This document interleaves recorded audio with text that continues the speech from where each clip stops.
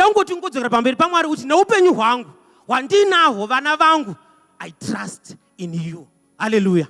Ande pamberi paMwari tinamata. Mwari tinodzoka pamberi penyu mangwanani ano. Hatina utiziro. Vamwe sesu hatina ma-connections. Hatina vatinoziva vangatisimudza. Takatotarisa pamuri imi Mwari. Imi Mwari ndimi mhinduro yezvose zvatinoda. Mukurarama kwedu, pakufamba kwedu, nezvatinoshuvira Mwari. Imi Mwari ndimi mhinduro yechimwe nechimwe chatinoda pakurarama kwedu. Hatina mumwe watinotarisa kwaari. Hatina hama ingatisimudza. Hatina vanhu vangatisimudza. Tinotarisa, we trust in you Mwari. Hatina zvimwe zvatinovimba nazvo. Hativimbi nesimba repanyama. Hativimbi nenjere dzedu. Hativimbi nezvatinoziva. Hativimbi nezvatakaverenga. Asi tinovimba nemimi Mwari. Nokuti muri Mwari vanoziva zvose. Tinouya pamberi penyu mangwanani ano tichingoti Mwari tinovimba nemi. Sekereke Mwari tinovimba nemi. Se-AFM Roadport Prayer Center Mwari tinovimba nemi. Sevanhu Mwari tinovimba Prayer Center Mwari tinovimba nemi. Sevanhu Mwari tinovimba nemi. Tauya mangwanani ano zvakare Mwari. Vamwe tiri vabereki tine vana. Vamwe tine zvatinoshuvira pamberi penyu Mwari. Vamwe tiri kupfuura nepanguva dzinorwadza.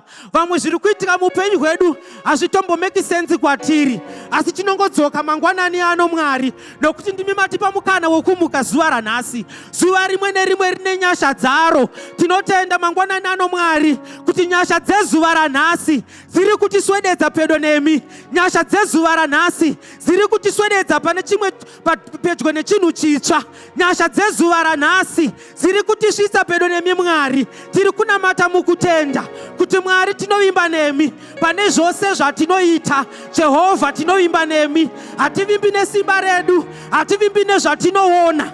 Hativimbi nezvatakabata. Hativimbi nezvamakatipa kare Mwari. Asi tinovimba nemi Mwari. Nokuti mamuri Mwari mune zvose nekusingaperi. Imi muri Mwari vasingamhezheki. Mwari vanogara nekusingaperi. Zuro nhasi nokusingaperi. Munoramba makadaro. Mangwanani ano tinouya tichitenda pamberi penyu Mwari kuti ruvimbo rwedu hatisi kune zvinhu zvatinoona. Ruvimbo rwedu hatisi kumari. Ruvimbo rwedu hatisi kuzvinhu zvatakaakamblisha. Ruvimbo rwedu hatisi kune vanhu venyama. Asi tinoisa ruvimbo rwedu kwamuri Mwari. Tinoziva kuti imi Mwari hamuzotidonhedzi. Tinoziva kuti imi Mwari hamusi Mwari vanorasisa. Munoramba muri makatendeka kwatiri. You are forever faithful. Mangwanani ano tiri kunamata kuti ndadzoka pamberi penyu Mwari. Ini semunhu Mwari ndinoimba pamunemi. Ini semunhu Mwari ndinoimba nemi Mwari. Pane zvakandiomera ndinoimba nemi Mwari. Pane zvinondishungurudza ndinoimba nemi Mwari. Pamachallenges andinosangana nawo ndinoimba nemi Mwari. Pane zvinondiremera ndinoimba nemi Mwari. Mitoro yangu yose ndinoisa kwamuri Mwari. Mitoro yangu yose Mwari ndinoisa pamberi penyu Mwari. Pane zvimwe zvandinosangana nazvo zvandisingakwanisi kuudza vanhu ndinongoudza imi Mwari. Pane zvimwe zvingarema kuti nditaurire vanhu asi ndinotaurira imi Mwari. Nokuti Mwari munoona moyo wangu. Mwari munoona pfungwa dzangu. Mwari munoona nezvose zviri mandiri. Ndinokunamatai mangwanani ano Mwari. Tichingoti tinoimba nemi Mwari. Kusangana nazvo zvose zvinorema, zvinorwadza, nezvakanaka, nezvose zvamuchatitira zvakanaka. Tinongoramba tichiimba nemi Mwari. Pamwe hatina zvinotinetsa, asi tinongoimba nemi Mwari kuti ramangwana redu riri maoko enyu. Ramangwana revana vedu riri maoko enyu Mwari. Ramangwana rekereke ino riri maoko enyu Mwari. Ramangwana rekupenyu hwedu riri maoko enyu Mwari. Tinotenda imi Mwari nokuti ndimi muzivi wazvose. Aiwa makanaka Jehovha. Hakuna wakaita semi Mwari.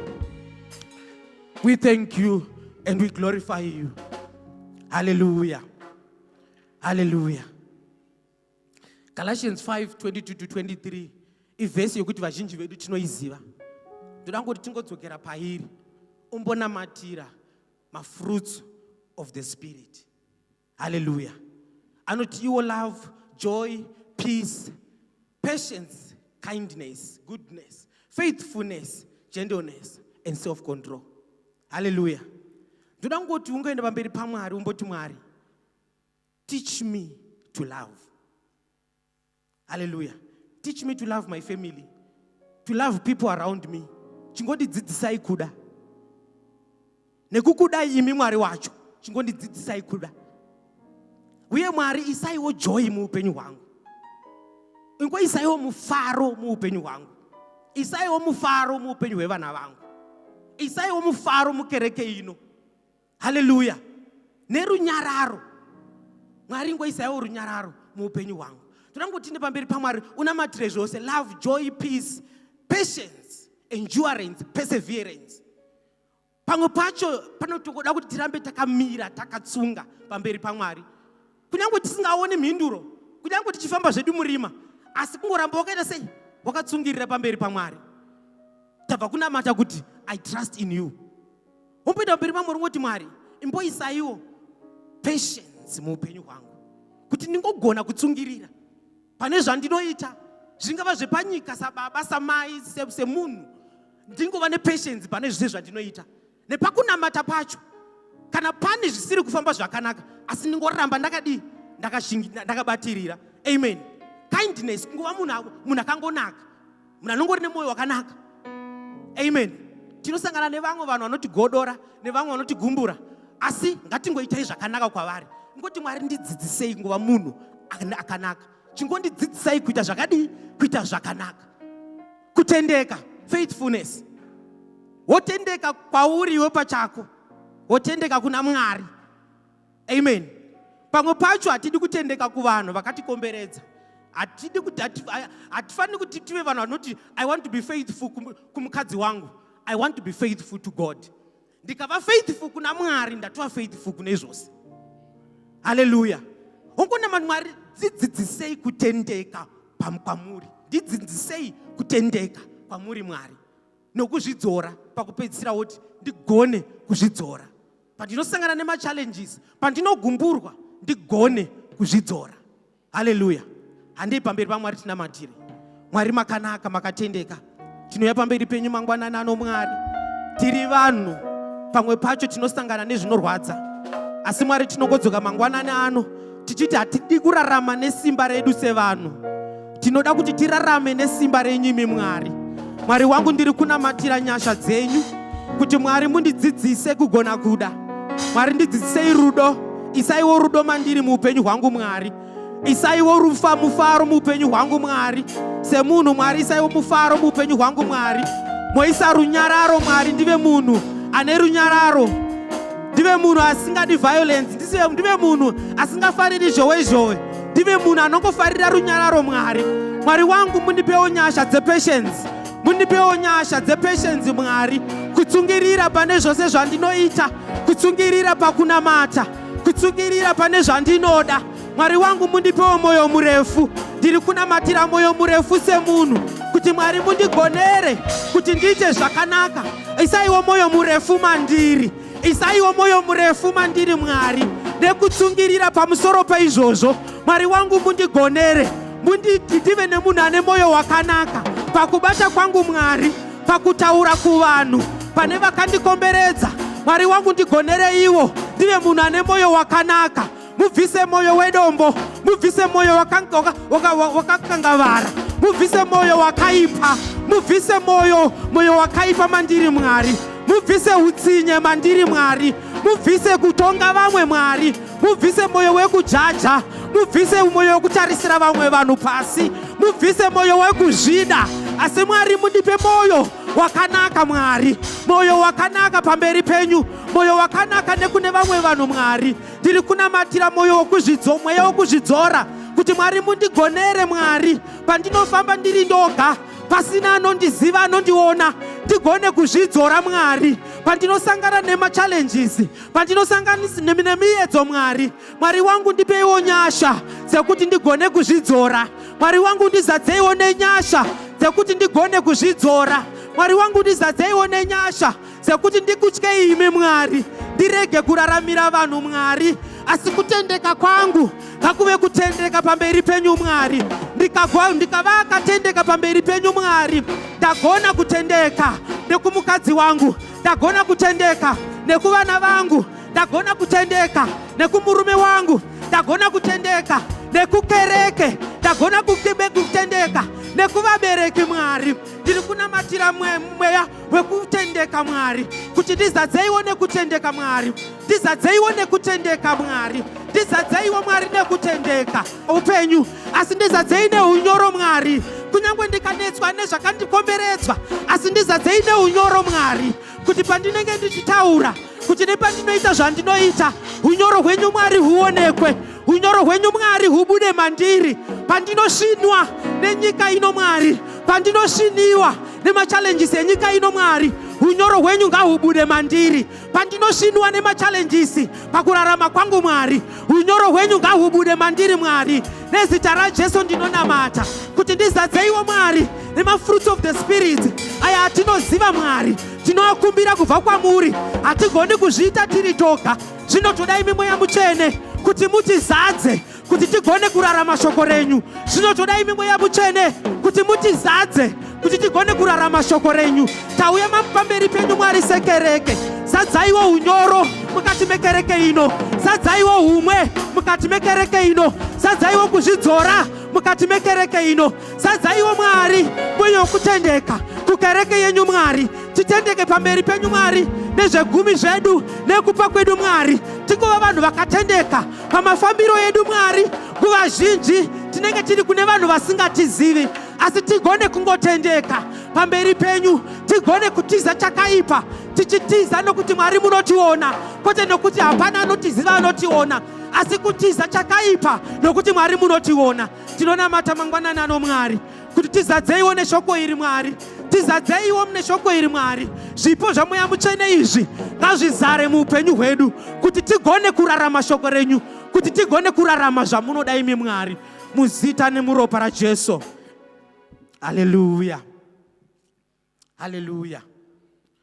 Ndoda mbotidzokere pamberi paMwari zvekare. Muna Genesis 28 shoko raMwari rinoti Jacob akatsamira dombo, akabva atanga kuona zvaakatanga kuona. Haleluya. Mwari vakatanga kutaura naye, vakatanga kumuvimbisa. Iye ndo paakazopepuka akazovimbisawo Mwari. Asi chandiri kuda kuti tinamatire mangwanani ndechokuti Mwari chimbotaura iwe neni, Mwari chimbotaura iwe neni. Sekutaura kwamakaita kuna Jacob, Mwari chimbotaura iwe neni. Hongu tinoziva kuti pane zvimwe zvinhu zvinofanirwa kuti zvitaurwe nevanhu vane authority kuti zviitike kuupenyu hwedu, asi Mwari vanogona kungotaurawo kwauri zvikozoburikidza nezvinotaurwa nevane authority. Haleluya. Toda mbotimboenda pamberi paMwari mboti Mwari tauraiwo kuupenyu hwangu, one on one. Kungava kuhope zvakaita Jacob, kana kunyangwe ndichifamba, Mwari chimbotauraiwo neni, ndimbonzwa kutaura kwenyu Mwari. Haleluya. Toda mbotimboenda pamberi pamwe mboti Mwari tauraiwo neni, ndoda kungonzwa imi Mwari muchitaura kwandiri pamwe mapromises eupenyu hwangu, pamwe pane zvinhu zvakawanda zvandisingazivi. Mwari chimbotauraiwo neni, vhuraiwo nzeve dzangu dzomweya ndinzwe kutaura kwenyu, vhuraiwo mwoyo wangu Mwari ndigone kuteerera kana muchitaura. Haleluya. Saka ndoda kuti tingoenda pamberi paMwari mboti Mwari touch my heart, ndoda kuti ndinzwe kana muchitaura Mwari, motaura neni ndinzwe kutaura kwenyu. Muvhure nzeve dzangu dzomweya kuti kana motaura ndinzwe kutaura kwenyu. We must be in a position to distinguish kutaura kwemunhu nekutaura kwaMwari. Saka ndoda ngoti ine pamberi paMwari ungozvinamatirayo uti Mwari ndoda kumboti mumbotaurawo neni muupenyu hwangu. Mwari chimbotaurawo neni kuburikidza nezvamungagona kushandisa, asi Mwari chimbotaurawo neni one on one. Ane pamberi paMwari tinamate. Mwari tinodzoka pamberi penyu mangwanani ano tichinamatira nyasha dzenyu Mwari. Makataura kuna Jacob zviya atiza mukoma wake achienda kwaaienda Mwari, akatsamira dombo Mwari. Imi Mwari mukatanga kutaura naye. Ndinotenda kuti dombo rakatsamira ndiro Rock of Ages. Ndinotenda kuti dombo rakatsamira ndiro Rock of Ages. Ndimi Mwari Jesu. Mwari wangu tine pamberi penyu, isu sevana venyu tinotsamira kwamuri Mwari. Sevana venyu Mwari tinotsamira pamuri Mwari. Tinoisa misoro yedu pamuri Jesu, tinoisa misoro yedu pachifuva chenyu Jesu. Hatidi kutsamira pamwe panu, asi tinoda kutsamira, tinoda kuisa misoro yedu pachifuva chenyu imi Mwari, nokuti ndimi Rock of Ages, Mwari vasingaperi, Mwari wangu tiri kunamata mangwanani ano kuti tauraiwo kuupenyu hwedu Mwari, tauraiwo kwatiri Mwari. Tinoshuvia kunzwa imi Mwari muchitaura, tinoshuva kunzwa imi Mwari muchitaura nesu Mwari, kuburikidza kubva kuhope Mwari, kana kuburikidza zvakasiyana siyana. Chose chamungashandisa Mwari tiri kunamata mangwanani ano kuti Mwari tauraiwo zvamunotaura kuupenyu hwedu Mwari. Mwari mapedza kutaura kuna Jakobho, iye akazopepuka akazokuvimbisa iwo Mwari. Mwari wangu tiri kunamata mangwanani ano pamwe pacho kuti tiwane zvokuvimbisa kwamuri Mwari. Hunge tatanga tanzwa imi Mwari mataura, hongu tinotenda kwamuri, hongu we trust in you Mwari. We know we trust in you, but we want to hear you speaking unto our lives. Mwari wangu mukataura kwatiri Mwari, pamwe pacho tinowana courage yekudzoka pamberi penyu tichikuvimbisa iwo Mwari, kuti mukandipa izvi ini ndichazogona kuita zvakati. Jakobho ndizvo zvaakaita, amapedza kutaura kwaari Mwari akamuka akabva kuvimbisai. Nesu tinonamata mangwanani ano kuti chimbotaura iwo kuupenyu hwedu Mwari, kuti tiwane zvokuvimbisa kwamuri Mwari. Taura iwo kwatiri Mwari kuti tiwane zvokuvimbisa kwamuri. Taura iwo kwatiri sevanhu Mwari kuti tiwane zvokuvimbisa kwamuri Mwari. Taura iwo kuupenyu hwedu Jehovha kuti tiwane mashoko ekutaura nekuvimbisa kwamuri. Mwari wangu tinonamata mangwanani ano, vhuraiwo nzeve dzedu dzomweya, vhuraiwo nzeve dzedu dzomweya Mwari, kuti tinzwe kutaura kwenyu, kuti tipatsanure kutaura kwevanhu nekutaura kwaMwari. Mubate moyo yedu Mwari, kuti kana motaura zvisvike mumwoyo yedu Mwari, zvichengeteke. Tiri kutanamata mangwanani ano Jehovha kuti Mwari tinzwei, Mwari tinzweiwo mangwanani ano. Taurai kune mumwe nemumwe anotenda kwamuri, taurai kune mumwe nemumwe anotenda kwamuri Mwari. Pamwe kutenda kwedu Mwari kunogona kusimudzika imi Mwari mukataurapo kwatiri. Tanamata mangwanani ano kuti Mwari batai mumwe nemumwe ari pano mangwanani ano ari munzvimbo ino mweya mutsvene. Bataiwo Mwari, isaiwo chadzera chenyu pane mumwe nemumwe, isaiwo rimi remoto wenyu pane mumwe nemumwe. Mwari mugone kutaura kwatiri, Mwari tinzwe kutaura kwenyu muzita nemuropa raJesu. Hallelujah. My last prayer point, tichinamatira service yanhasi.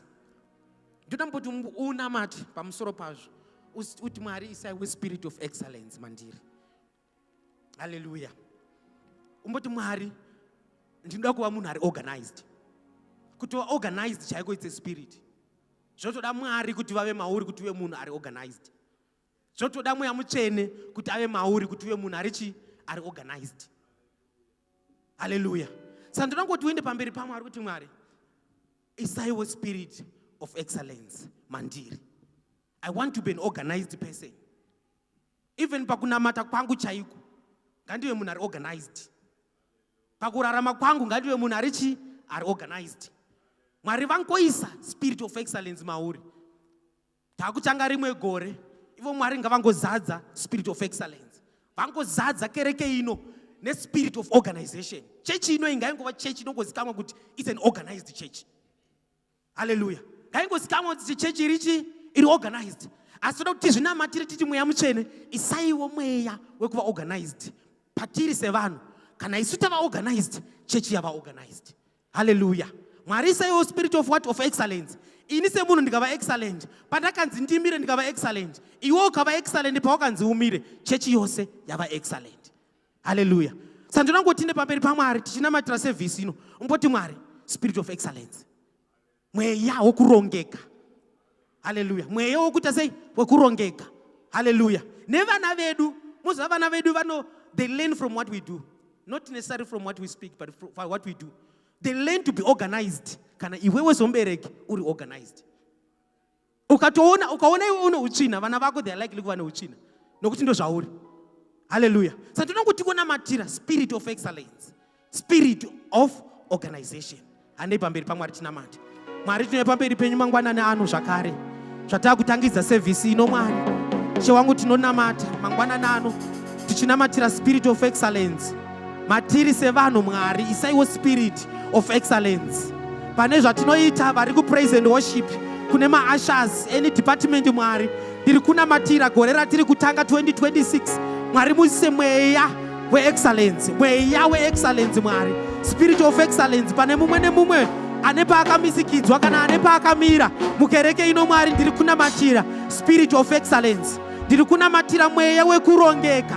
Madepartments ose ekereke ino Mwari, ndiri kunamatira mweya wekurongeka pachedu sevanhu, mudzimba, mupenyu hwatinorarama, kumabasa atinoshanda, ndiri kunamatira mweya wekurongeka. Kuti Mwari, zadzaiwo mweya wekurongeka matiri, isaiwo mweya wekurongeka matiri sevanhu. Isu sevanhu tikava vakarongeka, nevana vedu vachava vakarongeka. Isu sevanhu tikava vanhu vane spirit of excellence, nevana vedu vanokura vari muspirit of excellence. Kereke yose ichafamba muspirit of excellence.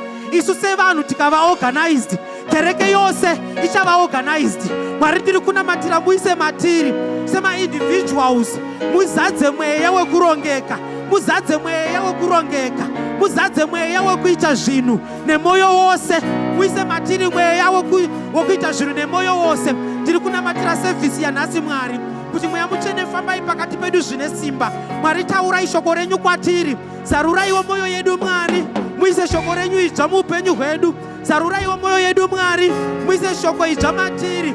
Mwari, tigone kukuraramirai, tinzwe kutaura kwenyu Mwari, tinzwe kutaura kwenyu Jehovha, tinzwe kutsiurwa, tinzwe direction matsva, tinzwe mafambiro Mwari. Ndimi Mwari munotigonera, Mwari makanaka. Aiwa, ndinokutendai mangwananano matigonera kuva muimba yenyu Mwari inyasha mangwananano, chitaurai zvine simba kwatiri Mwari Jehovha. Shoko renyu zvarava kuburuka Mwari semukushi, rimwe rinowira pavhu rakaoma, rimwe rinowira paruware, asi ndoda kuti Mwari shoko renyu riwire pavhu rakakora, pavhu rokuti rinobatira rigomera, rigopa zvibereko 10-fold 100-fold. Shoko renyu Mwari kana motaura ngariwane pekugara mukati mehana dzedu. Shoko renyu Mwari kana motaura ngariwane pekusvikira mukati memoyo yedu Mwari. Kana motaura kuupenyu hwedu Mwari, riwane pekugara. Tinokutendai mangwananano nenyasha dzamatipa, kutigonesa kuva mimba yenyu Mwari, kutigonesa kuva mukereke ino Mwari. Inyasha dzenyu tinotenda kwamuri. Aiwa Jehovha, ndimi makaita nyika nedenga nezvose zviri mairi. Mangwanana tinodzidza mbiri yose kwamuri Mwari, nokuti ndimi Mwari munotigonera. Mwari matisvitsa fano, tinokutendai muzita nemuropa raJesu. Haleluya. Tipe chipo chokuombera, titende Baba sanyamahwe pamwe chete nemhuri muzita raJesu. Haleluya. Chingomhoresawo uri pedyo newe uti waita zvakanaka, wauya kuimba yaJehovha. We love one another and praise the Lord. We love one another and praise the Lord. We love one another and praise the Lord. We greet one another and praise the Lord.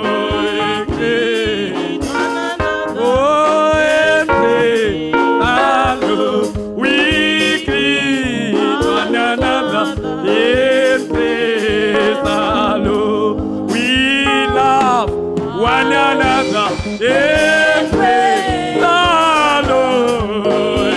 Love one another, and praise the Lord. Oh, we love one another, and praise the Lord. Hallelujah. Amen. Muzita raJesu, hallelujah. Toda kumbotambira Mwari muzita raJesu, amen. Just tell your neighbor kuti wakadzirira here kutambira Mwari. Hallelujah. Iwe uri ruarashe, hapana wakaita sewe. Iwe uri ruarashe, iwe uri ruarashe, wakaita sewe. Hapana wakaita sewe. Iwe uri ruarashe, iwe uri ruarashe, wakaita sewe. Hapana wakaita sewe. Uri ruarashe, iwe uri ruarashe, wakaita sewe. Wakaita sewe. Ndiri ruarashe, Iwe uri ruarashe, hapana wakaita sewe. ndiri ruarashe, Iwe uri ruarashe, hapana wakaita sewe. uri ruarashe, Iwe uri ruarashe, wakaita sewe. hakuna wakaita wakaita sewe. Hakuna wakaita sewe. Hakuna wakaita sewe. Hakuna wakaita sewe.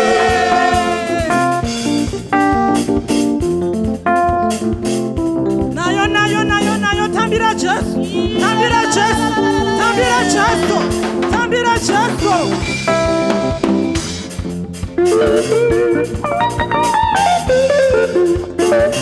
Aturiru arashi. Hapana akaita sewe. Unenyasha zako. Hakuna akaita sewe. Tambira mwari wako. Tambira mwari wako. Tambira mwari wako. Tambira mwari wako.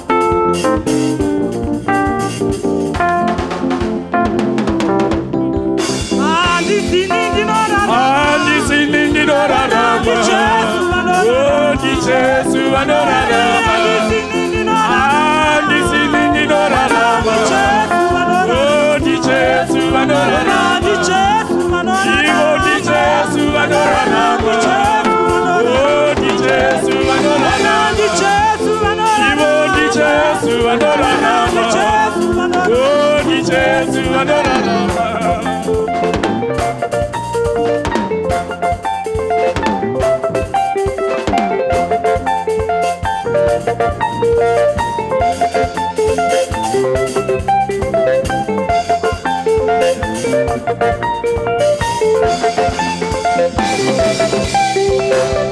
Usiwe unorana.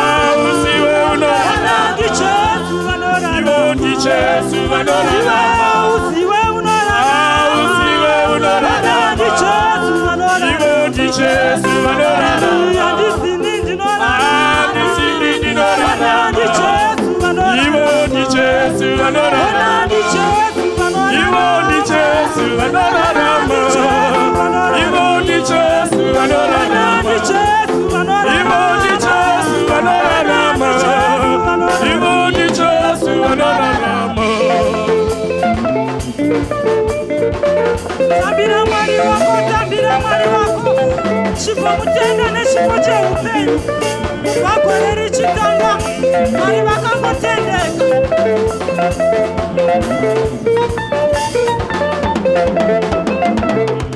If Jesus higher, higher, higher, higher. If Jesus higher, higher, higher, higher. Uko, uko, uko. Uko, uko, uko. Uko, uko, uko. Uko, uko, uko.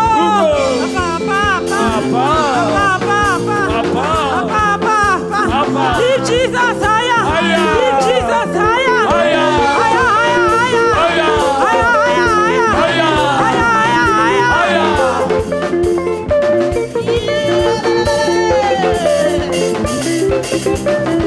Tauya kuzomtenda. Tauya kuzomtenda. Tauya kuzomtenda. Tauya kuzomtenda. Tauya kuzomtenda.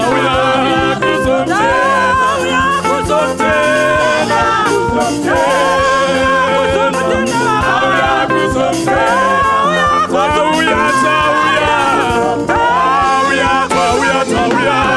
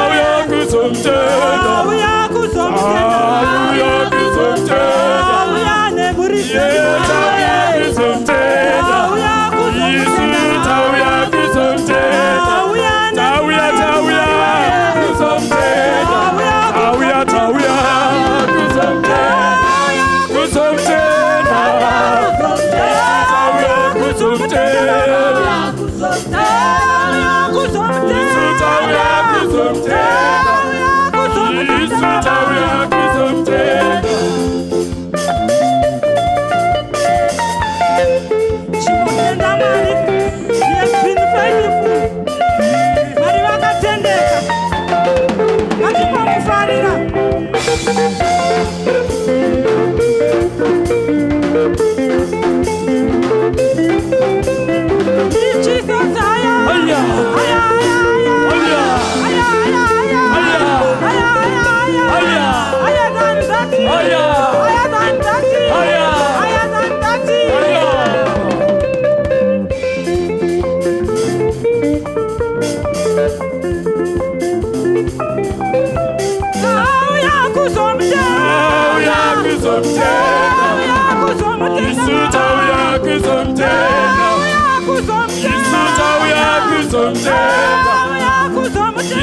tauya kuzomtenda. Auya nemuritsvaka. Iyo tauya kuzomtenda. Auya kuzomutenda. Isu tauya kuzomtenda.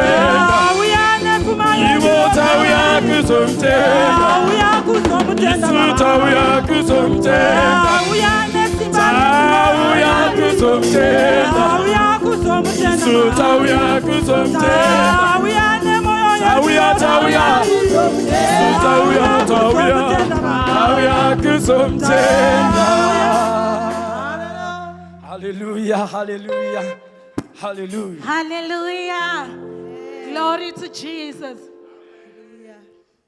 I am more than a conqueror through Christ, my Lord. I am more than a conqueror through Christ, my Lord. Ujesu ungingobele ngingaphezulu komlobi. Ujesu ungingobele ngingaphezulu. I am more.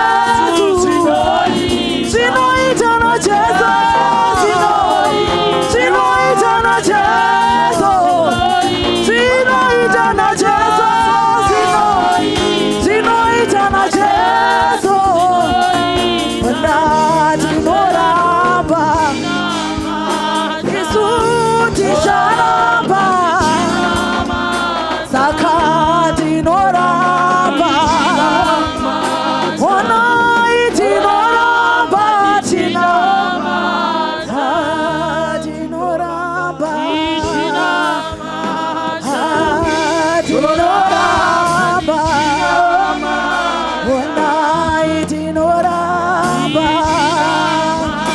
oh tinoramba. We thank you Jesus, we worship you God. Ticharamba tichiuya pamuri Mwari nekuti kwamuri hakuna chinoramba, nekuti kwamuri hakuna chinokoneka. Baba muzita raJesu Aba tiri kuvimba nemi Mwari, nemi Jesu zvinoita, nemi Jesu zvinoita chete, nemi Jesu zvinotoita. We thank you Jesus, we thank you our Lord.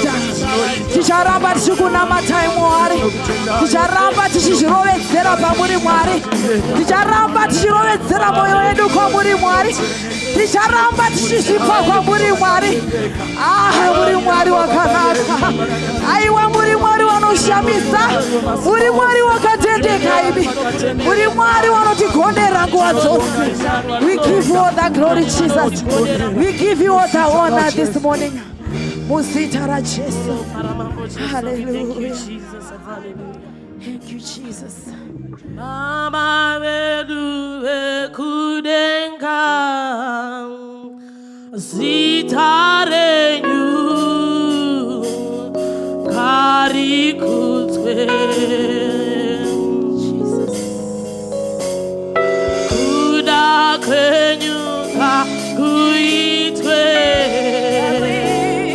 pasi pano sokudenga kuda kwenyu ngakuitwe pasi pano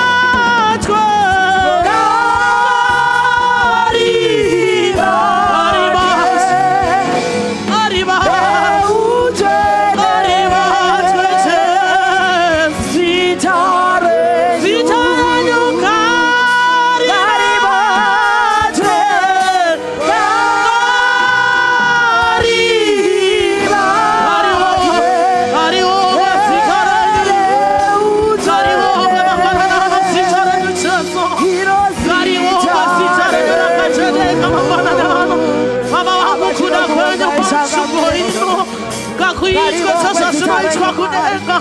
Tinokuonga ibaba vedu wekumsora kudenga. Tirikana panchipo inowani. Kusore meketa sitare nyuchangamire. Wari wangu kuna kwenyu kakuitwa. Mamanana sasa tunaitwa kudenga. Rudito de kukutumari. Kasito kare pachikaro chiroshamita. Mamanana chirokongari. Mimi makachane kamakaruna. Chiwotenda evenesa.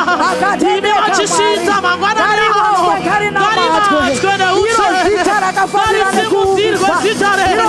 Gari wangu kamsoro kama sitose.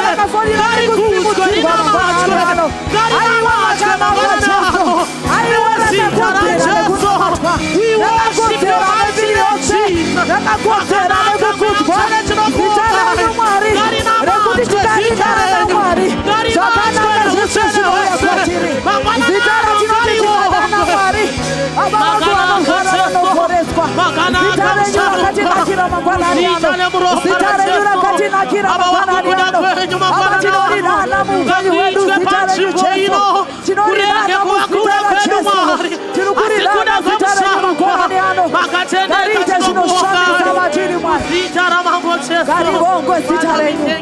Karina matwe Makatendeka Sita la Jesu, Jesu. makatendeka kunesu worship you, vana Jesus. vetu, nokuremekedzai Hallelujah. maita henyu Makatendeka muchireme. Mwari. Amen. Sita. Haleluya. Muzita raJesu. Mangwanani ano tichiendera mberi. Lord praise and worship gotimbiro one song. Tigonamata. Nekuti pane vanhu kutanga kwegore vakanga vachitoronga kuti gore rino Christmas tichaitira kwakati, asi vakazvitadza, kwete nemhaka yekuti vakanga vasina mari yanga iripo, asi nemhaka yeupenyu. Saka tirangonamata kuti Mwari, zvatakupedza gore rino, ingoitai kuti tipinde muna 2026 tiri vatano, imi ndimunoziva zvamakatirongera. Amen. Where you lead me, I will follow. When you call me, I will answer. Oh my Lord, please teach me how to know your way. When you call me, I will answer. Where you lead me, I will follow. Oh my Lord, please teach me how to know your way. So be my guide, be my light, be my way. Oh my Lord, please teach me how to know your way. My soul, my soul, my soul, say yes, say yes, say yes, say yes. My soul, say yes, say yes, to my soul, my soul, say yes, say yes, say yes, say yes.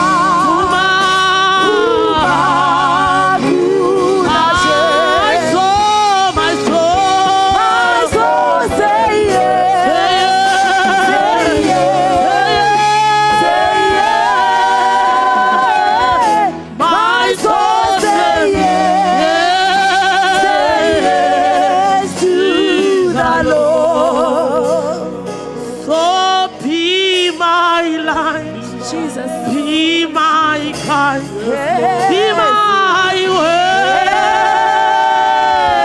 Oh my Lord, please teach me how to know your way. Father God, we worship Thank you, Jesus. Yes, our soul say yes to you, our God. Tinofuma pamberi penyu mangwanano. Shanditwa nemisemidziyo yenyuma.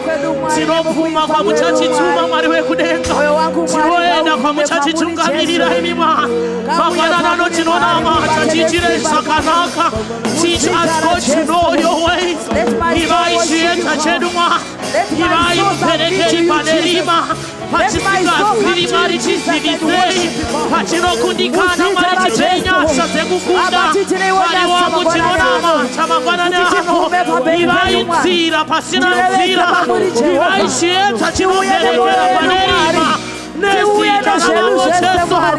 believe and we worship your name, Jehovah. Makatendeka mangwanano.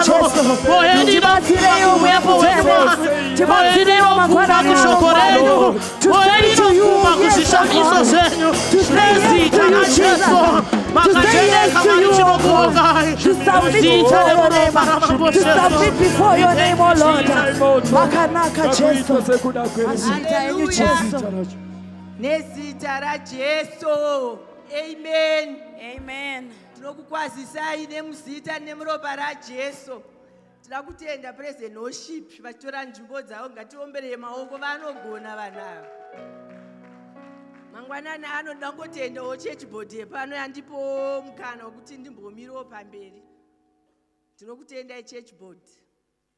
Muzita nemuropa raJesu. Mangwanani ano tirangogamuchira iye atipa nyasha dzekuti tione zuva ranhasi. Hakusi kugona kwedu kana kungwara kwedu. Muzita nemuropa raJesu. Muzita nemuropa raJesu. Haleluya. Ngarumbidzwe Mwari uyu. Tichipfuurira mberi tida kukwazisa baba namama garai pasi. Tida kukwazisawo baba vedu namama vedu. Tikugamuchirai. Muzita nemuropa raJesu ngativagamuchirei. Haleluya. Muzita nemuropa ramambo Jesu. Vakatikoshera baba ava namama ava vakatikoshera. Fanike nango vakandikoshera. Ini ndakangoita dambudziko kuZimbabwe kana kwakangorwariwa nongoti pastor kumba hakuna kumira mushe. Aiwa baba vanonamata. Tinokudai baba, kereke inokudai. Tichipfuura mberi nekugamuchirana. Tida kumhoresawo church board yedu. Tinokugamuchirai muzita nemuropa raJesu. Tinokugamuchira ladies board. Tinokugamuchirai nemuzita nemuropa raJesu. Men fellowship hatikukanganwei. Tinokugamuchirai iwo muzita nemuropa raJesu. Sorry, mungatore nzvimbo dzenyu. Tichiendera mberi nokukwazisana. Tirangokwazisiwo baba namai. Wakwanisawo kuuya mvura ichinaya. Vamwe vakarara havana kuenda kumusha but varipo. But vangotya kuti kune weather. But tida kungokutendai. Ngozviomberereiwo maoko kuti magona. Muzita nemuropa raJesu. Tigogamuchirawo youth yedu nemateenager neSunday school. Tinokugamuchirai chechi yamangwana. Makatikoshera vana vedu muzita nemuropa raJesu. Tisingakanganwe vari kutiona online. Tinokugamuchiraiwo muzita nemuropa raJesu. Pane vaenzi here vangouyawo kuzotishanyira zuva ranhasi.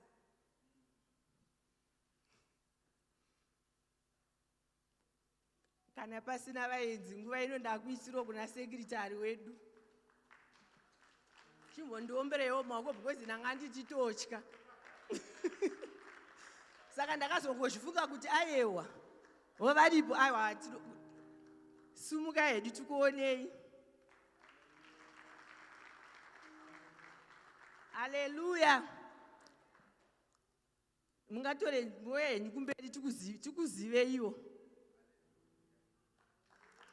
Nanga ndichitotya ndakati aiwa kana mwana hapana mwana akambozvarwa achifamba anongoti day nana day. Saka ndichangonoitawo day nana day ndiri kumberi ikoko zvichitofamba. Ndokugamuchirai munogona shona. mandibatsira. Ini hangu ndinonzi Sister Joyce Basiyawo. Saka da kuti muzvizivisewo kuti imi murani, mabva kupi, mationa kupi, pasocial media here kana kuti pane akuinvaitai. Asi vanhu vepana panonyanya kufara munhu anoti aya zvachose. Makangoti mauya zvachose muchanzwa mheremhere ichaitwa. Hallelujah. Ndinoitwa Loyal Mukanayeri. Ndiri mwana wa-AFM. Ndinobatsa ndiri kuTafontein pasi pababa namai Mondori, but I came here for a visit, so ndangona online ngotsvaga chechi iri padhuze, FM iri padhuze, vanongona online ndikati let me go. Maita basa mbona kurasika, pano pane nyasha dziripo, mudzoke futi pa cross over panenge pane zvikukutu zvinenge zviripo. Tinokutendai, torai henyu nzvimbo dzenyu, nzvimbo yenyu. Sekretary wanhasi vaomberewo vachiuya. Hallelujah. Secretary vane zviziviso zviviri. Chekutanga chacho ndechekuti tiri kusangana pano paChristmas.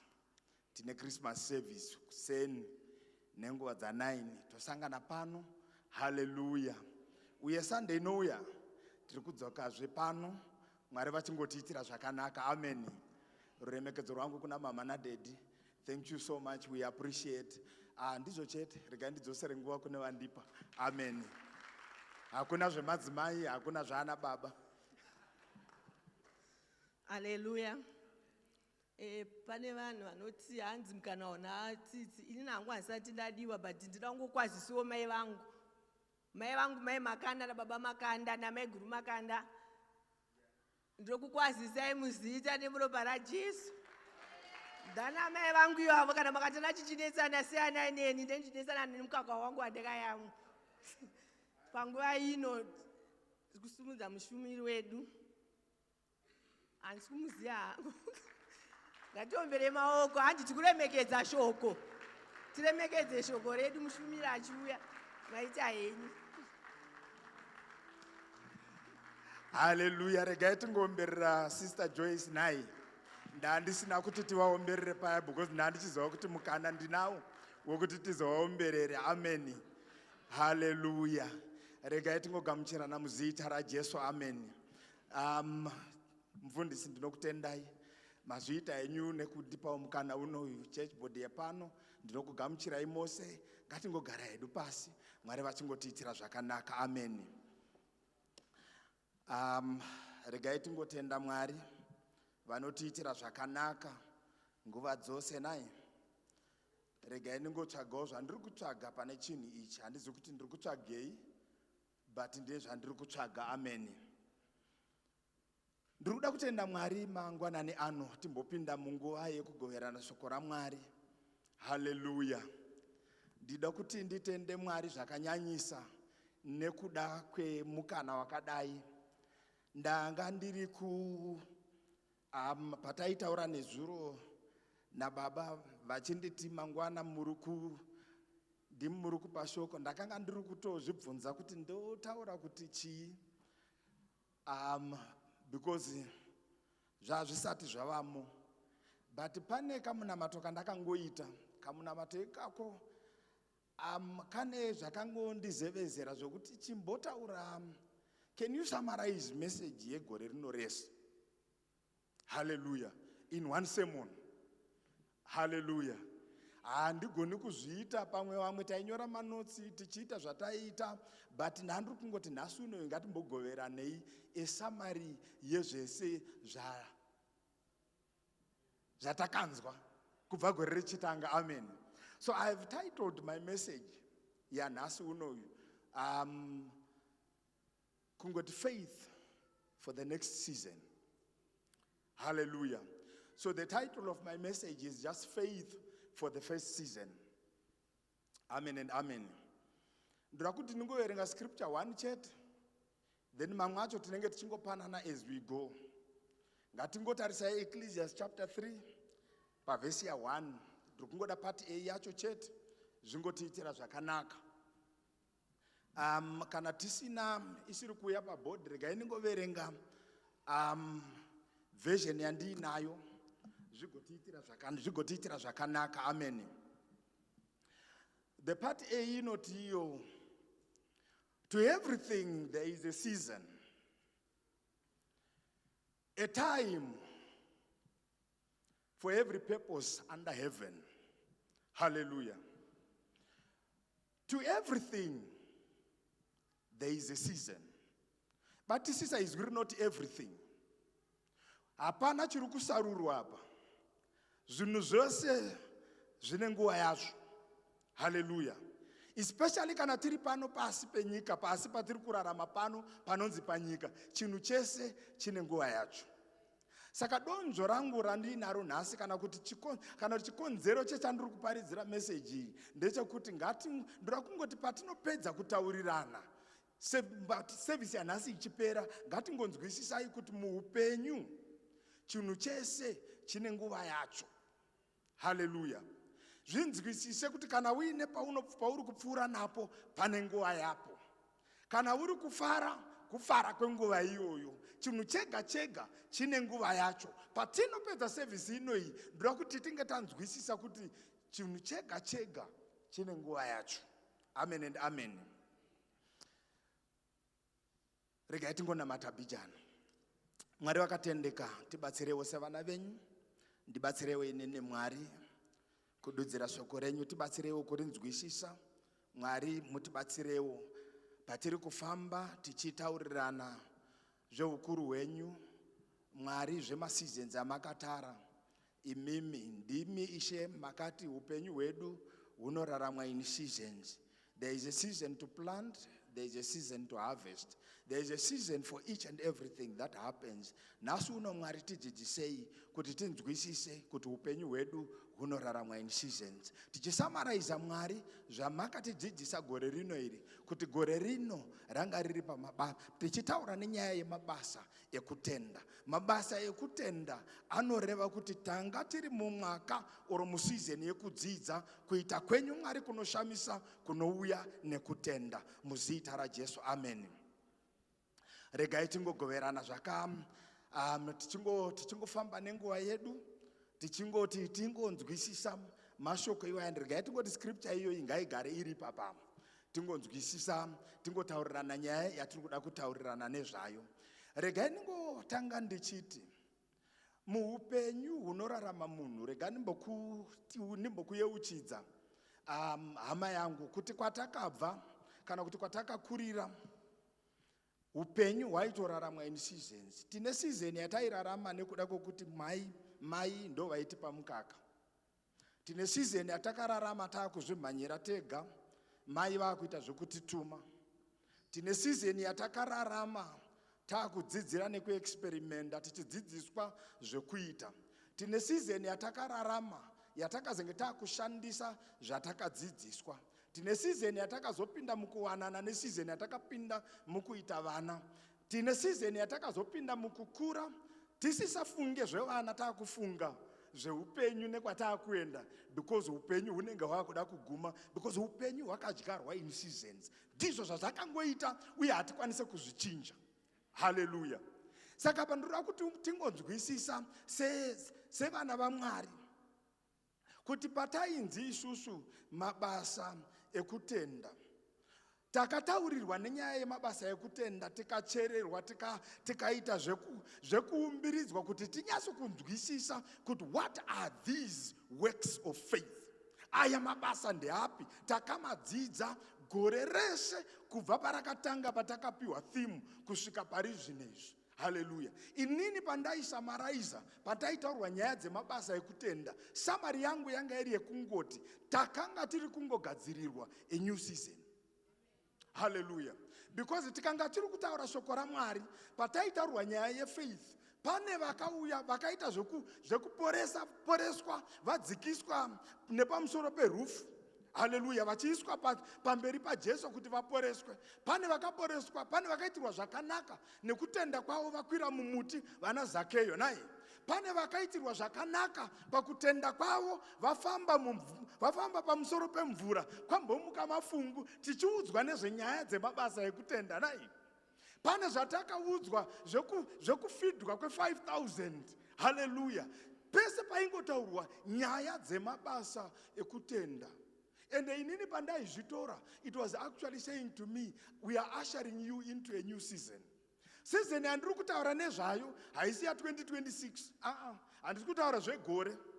Because makore akanyorwa nevanhu kuitira kuti isusu timanage nyaya dzetime. Bhaibheri rinoti 1,000 years is like a day kuna Mwari. Kureva kuti izvi zvetime izvi zvinesu isusu kuvanhu zvemakore izvi. But inini ndiri kutaura nyaya dzesizeni yeupenyu. Hallelujah. Kutenda kwakuri kutibatsira kuti tipinde musizeni yeupenyu. Hallelujah. What is it that you can define as a new season? Regai timbopanana definition ye new season. Isusu kubasa kwedu ndo zvatinorarama nazvo. Hanzi hautaure chinhu chausina kudefina. Defina chinhu kuitira kuti vanhu kana vakutaura vazvinzwisise. So zvinonzi izvo, the next season is a period of transition that God is calling you into. A season that follows the one you are currently into, or you are currently in. It is marked by change, preparation, promise, and often requires faith, obedience, and a new mindset before you carefully experience the blessings of the new season. Hallelujah. Ndakuti ndidzokorore zvakare in a shorter version. The season that is called the next season is God's appointed time of change, where faith leads with clarity, preparation meets promise. Hallelujah. And what lies ahead is greater than what you are leaving behind. Hallelujah. Kurava kuti patiri kutaura nezvenyaya yekuti tiri kugadzirira we were being prepared for the next season. Zvinoreva kuti panguva yataigadzirirwa zvenext season, pane zvaitoitika musizoni inoi. Tine zvaisafanirwa kuenda musizoni iri kutevera zvatiri kusiya musizoni inoi. Hallelujah. Pane vachiri kutamba neshamwari dzavo dzavakatamba nadzo here vachiri vadiki diki, vachiri kudziyeuka dze2 years 3 years ikokoko. Vamwe dzatakatamba nadzo kuma high school, dzimwe dzacho hatichatodzizivi. Vataiti ishamwari vakainfluenza upenyu hwedu makore iwayo hatichatovazivi. Hallelujah. Hatisina ukama navo, vane kwavakaenda, isusu tikava nekwatakaenda. Kureva kuti pane zvatakaita nguva iyoyo zvaitigadzirira season inoi. Zvisisinei nehama idzodzo, ndava kuti ndamusizeni nyowani. Kureva kuti patiri kuenda musizeni iri kutevera, tiri kusiya sizeni inoi nezvanga zvirimo, nezvayanga inazvo, nezvayanga yakatakura, but zvatiri kutoita izvozvizvi zvine chekuita nezvatiri kufanira kunge tiri musizeni iri kutevera. Kureva kuti zvinezvo tine zvatakadzidza gore rino zvine chekuita nesizeni yatiri kutevera, iri kuti yatakagadzirirwa. Hallelujah. Ndinofarira nyaya yataitaurirwa gore rino iri yaiti prepare especially panyaya dzemafungiro, nyaya dzekutochinja mindset, nyaya dzekuchinja mafungiro nemaitiro, takagadzirira next season. Hallelujah. Tine pataiudzwa kunzi tine matiri kufamba namo, but matiri kufamba namo ngamurege kutikanganisa. Ndava yekuti tiri kuitwa hardened for the next season. We are being prepared for the new season. We are being prepared for the new beginnings. We are being prepared for the things that are coming. Hapana chinhu chauno ari kugadzirira kutamba mutambo webhora amamunashe. Vari kugadzirira AFCON vakatoenda kuMorocco kare. Kuitira kuti vambo acclimatize neweather yeko. Vambo manya muweather yeko vasati vatamba. Because ukasvika uchibva mundege kunotamba unodyiwa. Unenge usina kugadzirira.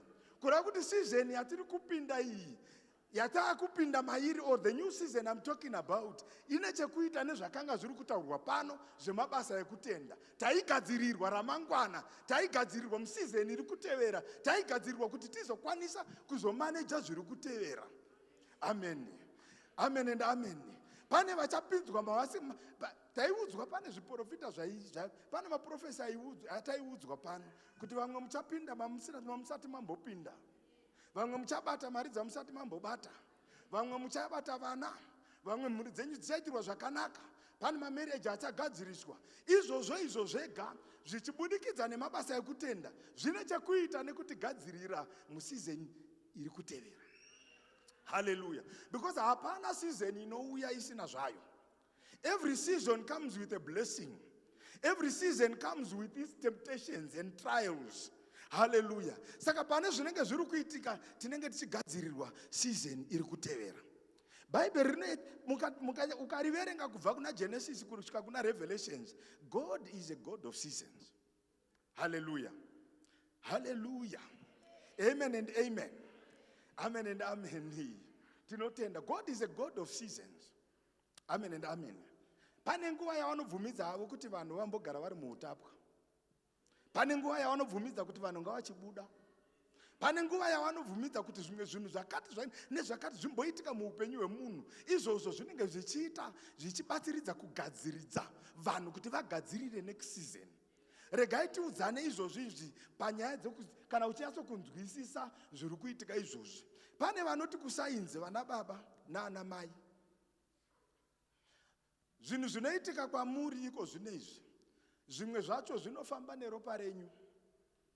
Trauma yamuno experience izvozvi izvi inozogona kushova muvana venyu kana zvizukuru zvenyu.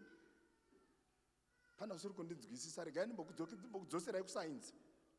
Ndiri kuedza kuti kana uchida kuziva zvemunhu, tarisa ropa rake. Ndosaka zvichinzi kana uchinzwa kuti madokta arida kutesta kuti munhu ari sei, vanoti ngatiitei mablood test. Because mablood test ane yese. Ane history yese yemunhu. Even ukabvisa mimba, blood test rinotaura kuti wakabvisa kangani. Ndeva kuti ropa rako rinotaura nezvako, rine history yako. Kurava kuti even trauma yauno experience iko zvinezvi, ukasachenjera nekutokanzura nyaya dzacho, inoenderera kubudikidza nevana nemuzvizukuru. Zvozonzi zvaive experienced nasekuru vake ndo zvaari kuexperience iko zvinezvi. Patiri kupinda new season takatoudzwa kare kuti pane zvimwe zvinhu zvinofanira kudii, zvinofanira kudamburwa. Hallelujah. Kuti zvizorega kubata madzisekuru, vazukuru, nekuti zvaiva vaisusu madzisekuru acho nai. Munoziva here kuti patinopinda new season, kuronga kwaMwari season nyowani haikumbiri permission kuti ndakuuya. Inongouya ndava yekuti new season. Regai timbotaurirana nekuwirirana pachinhu ichi. Ukanzwa pauri pasisiri comfortable, isaini yekuti yaanye nguva yenew season. Hallelujah. Ukanzwa kuti pauri hapasisiri comfortable, it's a time for a new season. Haudi mumwe munhu anokutaurira kuti yanguva yekuita sei yenew season, because zvinhu zvinenge zvaita sei zvakuchinja, zvakukuvava. Kazhinji kacho ukaramba uchigara panzvinhu zviri kuvava, hama dzangu, you actually unoramba uri kuita masaiko. Zvinhu zvinoramba zvichidzokorora kunge zvisiri kupera, ndava yekuti uri kugara paseason 1. Hallelujah. Zvinhu zvikazvisari kunyanya kuita, ziva kuti waakupinda munew season. Izvozvo faith yataipiwa panapa ndeyekuti you are actually being prepared for your new season. Ndatini nema seasons akumbire, winter haikumbire autumn kuti shamwari chienda ndakuuya.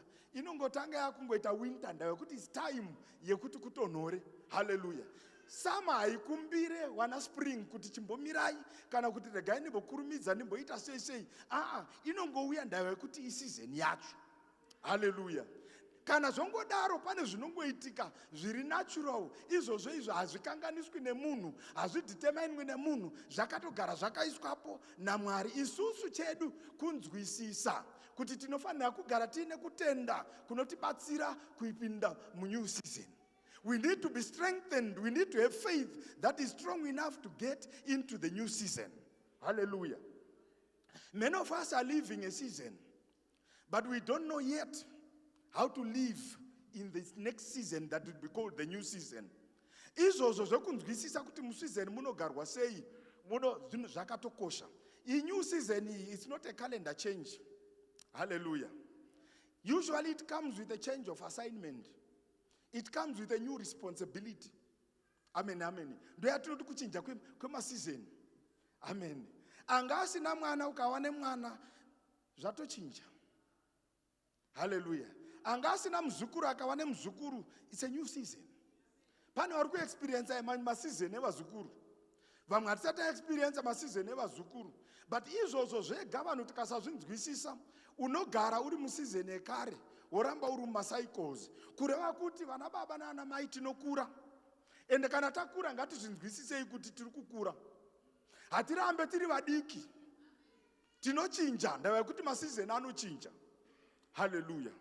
Tibvunzei isu patasvika apa, dzimwe nyama dzakusarudza pekungogara hadzo, hauna zvaunodziita nadzo, isizeni yacho. Hallelujah. Tinotongogamuchira ndava yekuti isizeni yacho hazvishandurwe nemunhu. Unomboedzawo ndine vana vangu vakamboti chimbosimudzai masimbi muite 6 pack, hazvichagona. Sizeni yacho yakapfuura yema6 pack. Hallelujah. Kureva kuti muupenyu tinofanira kuziva kuti tinorarama masizeni, kana nguva yacho yapfuura yatopfuura, ende ngativa tatonyeurirana ipo panapa. Zvatiri kutoita izvozvi izvi hazvidzokororwezve, zvatiri kutaurirana izvozvi izvi hapana nguva yatichazoti musi uya uya zvadzokororwa, zvazotaurwa nemo semusi uya uya, because time iyo itori unique, hatidzokorore nguva. Kureva kuti munhu ngaashandise mukana, iwa nefaith yekushandisa mukana for your new season. Ndava kuti time haidzokororwi, kana wairuza watoiruza. Hallelujah. Unogona kuzoita hako catch up, but catch up yakasiyana nekunga uri kurarama zviri normal. Let's just be mindful of that aspect yenguva. Anditika, a new season comes with a new responsibility. A new season is basically a change in your assignments. Hallelujah. Tikatarisa Numbers 18 and Numbers 14. Ukaiverenga. The Israelites were being prepared to get into Canaan. They were being prepared to get into a new season. Vakatumira nhume vana Joshua kuti endai mumbonosora, mumbonoona kuti kwakaita sei. Zvavakaona vakauya nemareports. Vamwe vane zvavakataura, vana Joshua vane zvavakataura, because pavitaurwa nenyaya yenew season pakanga paakutaurwa kunzi kwamakuenda uku, you need to have an understanding yekwamuri kuenda, you need to have the faith yekwamuri kuenda, because kana ari magrapes endai muchimaziva kuti akaita sei, because muri kuenda into a new season, a season of abundance. Zivai kuti kana makuenda into a new season, a season of abundance, hakuna zvekumirira mana. Hallelujah. Hakuna nguva yekumirira zvihuta. Hallelujah. Even tikazvimaketa tichiti zvinovhisa cancer, hakuna nguva yekumirira zvihuta. Ndekuti new season haina zvihuta. New season ine nyaya yekupinda muzoni yehuchi nemukaka. Hallelujah. Mune mararamirwo anoitwamo, because you are transitioning into a new season. Isusu sevana vaMwari, let's have that understanding. Ndo zvandakadzidza gore rino, ndo zvandakadzidza ini gore rino. Let's have that understanding yekuti kana taakupinda mu-new season, tinopinda tiine kutenda kwakakwana kunotibatsira kurarama into that particular season. Ndekuti that season has a new assignment. That season has new things that are coming with it. That season has got some new responsibilities that are coming with it. Izvo zvizvi ngatinzwisisei kuti patiri kupinda mu-new season, tiri kupinda mu-new season yakaita sei. Kana tiri kupinda mu-new season yeabundance, sekereke tiri kutarisira kuti nhamba dzevanhu dzichawanda. Patiri kupinda iwewe neni ngatinzwisisei kuti in the season of abundance ndinoita sei. Hallelujah. Because mu-season yeabundance, at times hamusi mekupfachura. Ndinguva yekusevha, bino zvaita kunge zviroto zvainzi pachaita 7 years, panenge paine maguta, dzimwe 7 years dzinenge dziine nzara, vari kuinterpreta zviroto voti aiwa, idzi 7 years idzi dzemaguta, inguva yekuti tichengete kuitira kuti munguva yenzara tizokwanise kuita sei, kunge tiine chekudya. Izvozvo, this is what we call faith for the new season. Kuziva kuti pandiri kurarama, ndiri kurarama here into my new season. Regai nditaurire mimi hama neshamwari vari kukura seni, kuti patiri kuenda mu-new season yatiri kuenda iyi, inini as an individual, regai nditaure zvangu, regai ndimbosiyana nezvevamwe. Kwandiri kuenda uko nekuchena musoro kwandava kuita, there is demand yehealthcare yakati kurei. Hallelujah. Saka ndikanga ndiri kuzwa kuti ndo kwandiri kuenda, ndiri kufanira kugadzirira kuti in that season yandichapinda inenge iri kudiwa healthcare, isingadiwe zvipatara zvokumirira ma-hours ndiri paraini. What is it that I must do izvozvi kuitira kuti season iyoyo kana yasvika? Hallelujah. Am I covered enough when it comes to my health care? Am I covered enough when it comes to my insurances? Am I covered enough when it comes to zvinhu zvinoita kuti kana ndapinda musizeni iyoyo yekuti ndinenge ndisina income iri kuuya, ndinenge ndisisashandi? Vamwe vari kufunga kuti vari kureka. Tese taimbofunga kuti tiri kure. Hapana aisafunga kuti zviri kure. Pane mumwe akanditi, how many years to retirement? Ndikati 10. Zvikanzi dzese idzo. Ndikati shamwari, mwana wangu atopfura 12 ndisingatozivi kuti 12 dzacho dzasvika sei. Kureva kuti tine basa rekugadzirira iwewe neni for our new season. Amen. We have work to do to prepare for our new season. Amen. So Israel saw the promised land. Vamwe vacho vakatya magiant nai. If you read Numbers 18:31 to 33. So sometimes when you fear, those are ndakadzidza gore rino. When you fear and when you doubt, these things can prevent you from getting into your new season. If you have to deal with your fears, you have to deal with fear, you have to deal with doubt. Because those two things, they prevent you from getting into your new season. Many a times they delay your promises. Hallelujah. They delay the coming of the new season. A promise that is delayed. Kana yazouya sometimes unogona kuitadza kuibata kuti ndiyo here kana kuti haisiriyo. Hallelujah. Vana bavana namai ngatinzwisise chinhu ichi. You don't drift into the new season. God leads you into the new season. God allows you to go into the new season. Hallelujah. Amen and amen. The Bible says the steps of a good man are actually ordered by what? By the Lord. Kureva kuti ivatsoka dzedu idzi nemafambiro edu aya. Kana uri munhu akanaka, Mwari ndo vanenge vachitungamirira nai.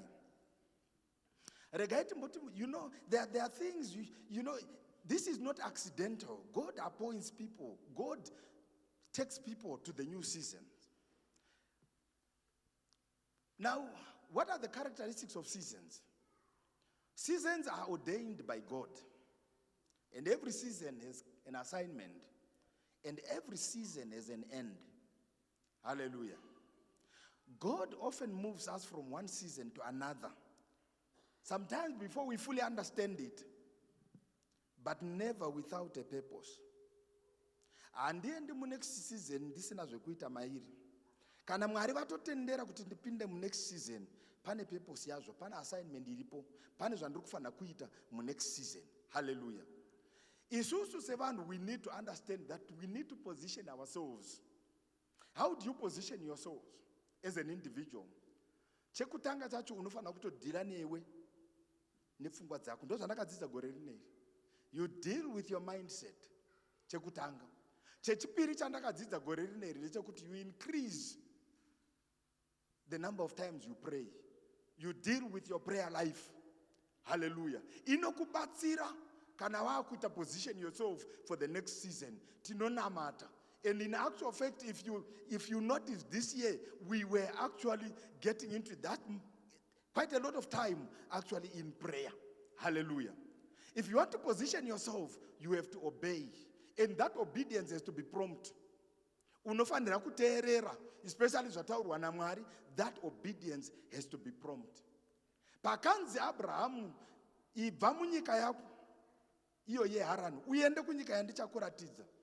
His obedience was prompt. Haana kumboti ndichambonokumbira amai.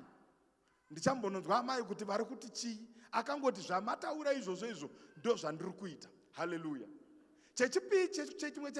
Last but not least, you need to let go of the old if you are positioning yourself for the new season. Because zvekare zvine system yekuda kubatirira pamunhu. Ndakamboona pamwe patakasvika ipo manje apa ndiri kuZimbabwe, waidzwa munhu achiti izvi taizvitenga mari yakati izvi. Aiwa baba, zvamaitenga 50 cents hazvisisiri izvo. Tamu-new season. Season haisi yemasensi nemadhora aya ekudhara aya anga ine matombo aya. Ane ma-US dollar mukati. Munoita zveseason ino iyi. Zveseason yekudhara ngatisiyanei nazvo. Please don't hold on to the things of the old. Because the things of the old have got a propensity actually to dilute zvinhu zvemu-new season. Hallelujah. So things of the old ngatizvisiye. Tine tsika nemagariro nemakuriro atakaita anogona kutikanganisa kuenda next season. Amen and amen. Hallelujah. Inini chandakadzidziswa nekuuya pakereke panapa inyaya yekusavhunduka mari. Because ndombofunga kuti season yatakanga tiri kurarama kumashuroko. Ndina mukoma waivhunduka vakangotambira chete, vaingoramba chingondibvunza, hausina kudya, hauna nzara, hauna chii. Ndave kuti vane irimo muhomwe. Iyo nyaya iyoyo yekumuti, the things of the old can actually impact your new season. Ngatisiyei zvekudhara. Chimboyazo kufungisisa makuriro avakaita kuti hapana here chemakuriro angu, hapana here chekwandakabva chinogona kundiafekta kuti ndipinde mu-new season yangu. Because imwe new season yatiri kupindaka iri kuda kuti tinzwisise mararamiro emo tisina zvekudhara zvinenge zvakatibata. Hallelujah. Please have courage to move on. This is the last thing that I want to talk about when it comes to positioning yourself as an individual. Hallelujah. Kana tiri kuti isusu, a new season demands a new mindset. What are we saying? Isaiah 48 verse 18 and 19. Mwari vanongoti, behold, I'm doing a new thing. Hallelujah. You cannot enter, your new season with the thinking of the current season. And it, because Bible will not remember not the former things. I am actually doing a new thing. Hallelujah. Because sometimes zvekudhara hazvisiri izvo zvinogona kutiraramisa mu-new season. Hallelujah. Amen. We need to have a promised land kind of a thinking. Timbosiya the wilderness kind of a thinking. Yepana Numbers 13 paya.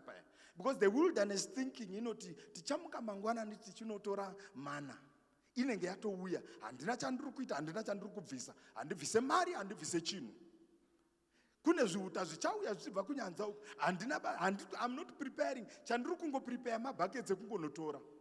But kana takuenda to the promised land kind of a thinking, the promised land kind of a thinking inoti iyo, kune mizambiringa inofana kuitwa taken care of. Tiri kufana kudzidzira kunorima magrapes. Ndava kuti kwatiri kuenda kunokura magrapes. Tiri kufana kuenda kunodzidzira kunotanga kuita zvemabusiness. Ikoko ndakuti new season iri kudimanda kuti ndinge ndine an entrepreneurship kind of a mindset, ndichibvisa mindset yekungogamuchira. Hallelujah. That kind of a mindset is the one that is coming with the promised land kind of a thinking. That mindset yekuti kwandakuenda ukoko kwakati nakei, kwandiri kuenda ukoko kune zvinodiwa, kwandiri kuenda ukoko kune hama nyowani dziriko dzandiri kufanira kugarisana nadzo, maJebusites anga ariko, maHittites anga ariko, atiri kunosangana navo, tichinogarisana navo, tichatreda sei navo. Ivava vamwe vacho vaimbotirwisa maCanaanites that mindset in itself ushers you into a new season, a new way of thinking, a new way yekugamuchira zvinhu. Because kwauri kuenda, remember, usikuenda in isolation, uri kuenda kune vanhu. Dzidzira kuti vanhu kwandiri kuenda mu new season, ndiri kunogara navo sei, new boss andiri kunoona, ndiri kunowadzana naye sei, hama dzandiri kunoona, ndiri kunowadzana nadzo sei. Patiri kupinda mu new season, tapinda mukereke inoi, ndichawadzana nevamwe zvakaita sei, ndichawadzana nevamwe vatendi zvakaita sei. Because the new season demands the Canaan kind of thinking, the promised land kind of thinking. That's the thinking that we are looking at. That's the thinking we really would want as individuals. The faith that takes us into the promised land kind of thinking. Thinking that generates, thinking that has got a mindset of creating, thinking that has a new way of doing things. Hallelujah. Amen and amen. Takuti titende Mwari nekungoti new season iri kudemanda a new mindset. What does a new mindset demand? It demands us that please don't go with old strategies. They don't work in new seasons. Hallelujah. Familiarity sometimes brings bondage. Hallelujah. Don't stay in your comfort. Kwauri kuenda ku new season, ngatimbosiyai zve-comfort, timboita a little bit of some experiment. Hallelujah. Zvinonzi izvo, faith grows when comfort shrinks. Amen and amen. Paunenge uri kubvisa comfort yako ipo paya, your faith and your dependence on God will actually increase. Hallelujah. Ngatiwirirane pastatement iyi. What got you here will not take you there. Amen. Amen and amen. What got you here will not take you there. Because what got you here got you here.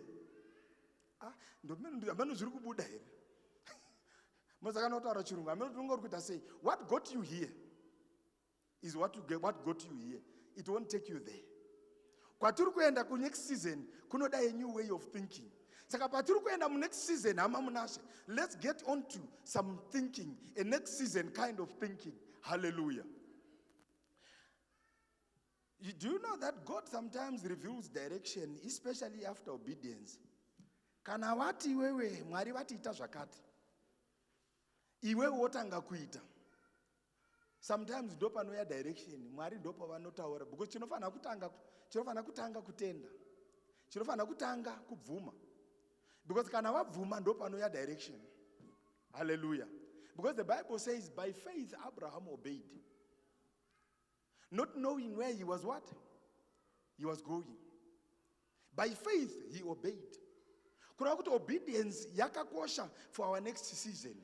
The faith is important for our next season. Hallelujah. Amen and amen. Pane pango paunoti Peter paakadedzwa kunzi huya ari mubhoti, paakatanga kufamba pamusoro pemvura, hapana pakambotaurwa kuti mvura yanga iri musolid state. Amen. Akangofamba nekutenda. Ndiye hake akazokanda hake maziso elsewhere. Dai anga akangoramba akakanda kuna Jesu, anga dai akasvikako.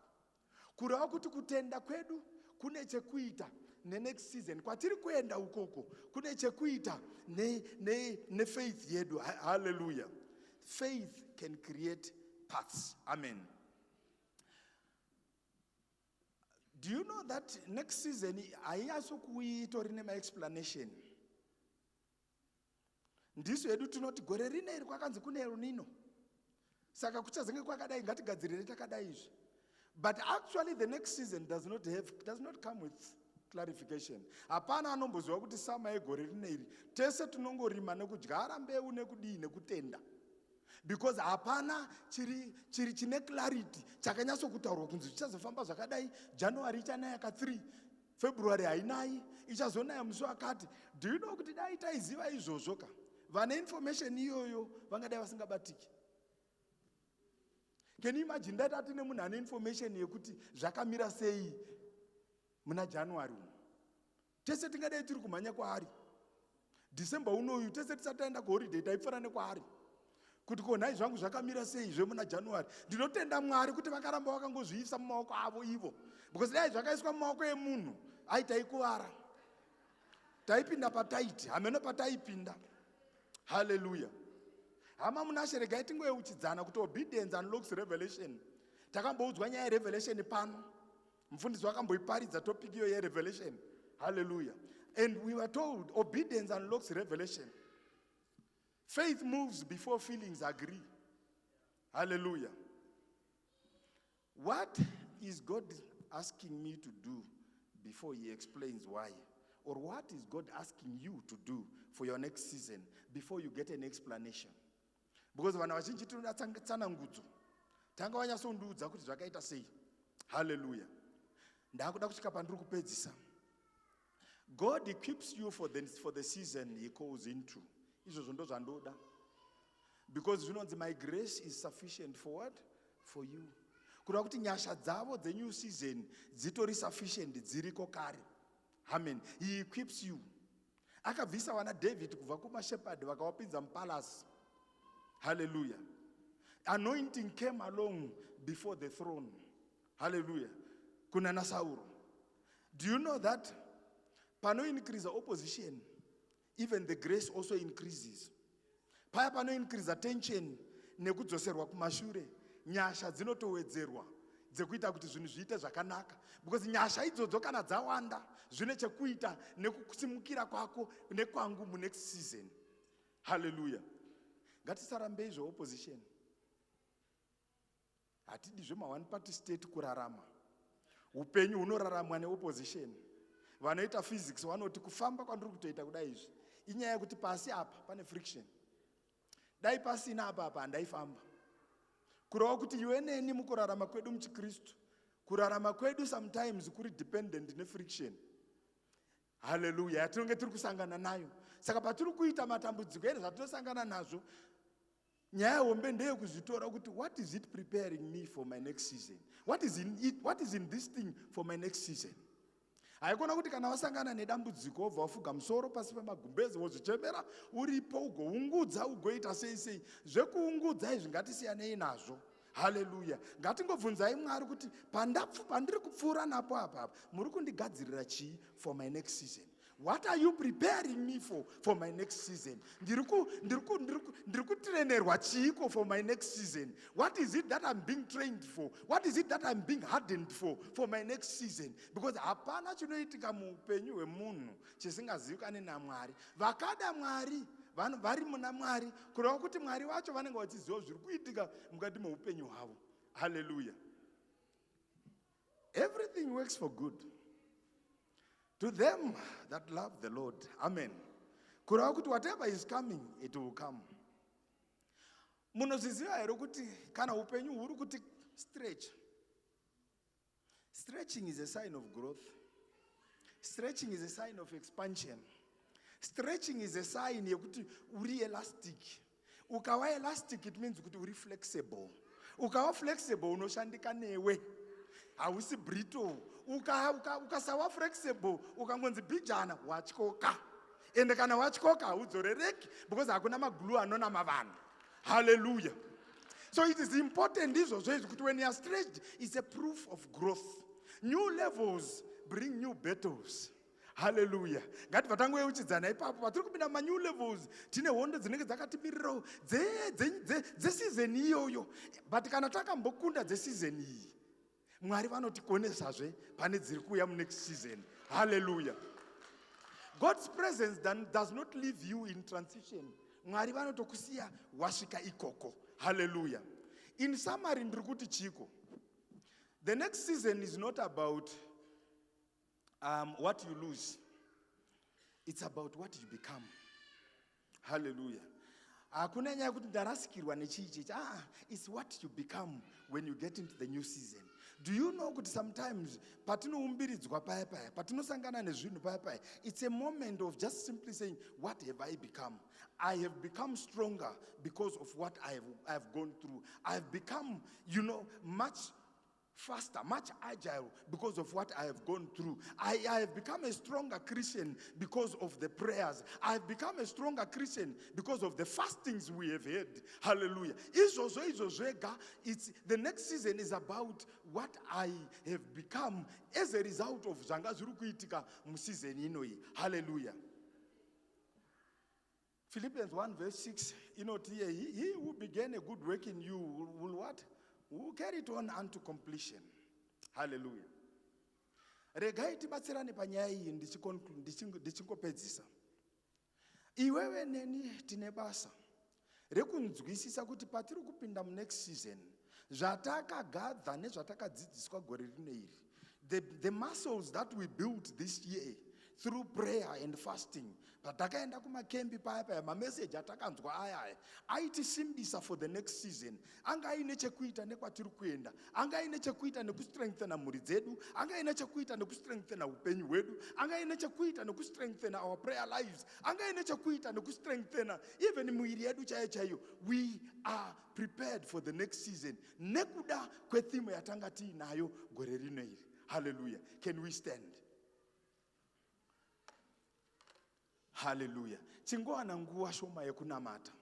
Ungotenda Mwari. Ungoti Mwari ndinokutendai for this season.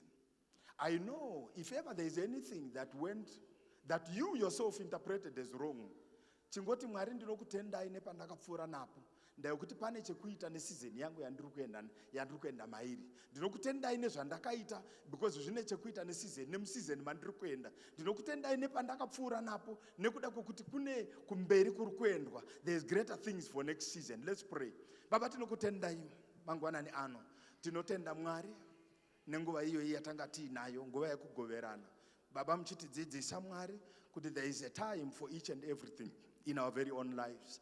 There is a time, oh God, for planting. There is a time for harvesting.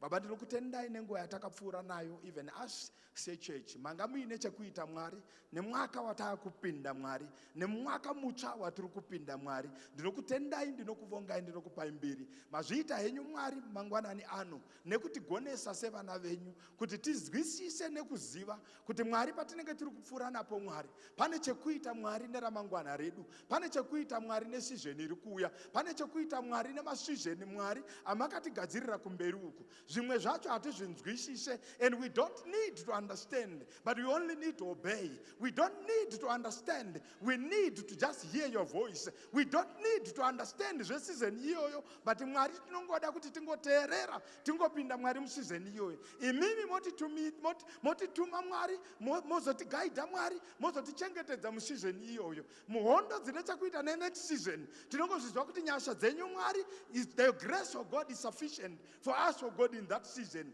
Ndinokutendai, ndinokuvongai Mwari mangwanani ano. Mazviita henyu Mwari nenguva iyo yekugoverana. Mazviita henyu mutsvene. Ndinokutendai Mwari, ndinokuvongai. Nyasha dzenyu Mwari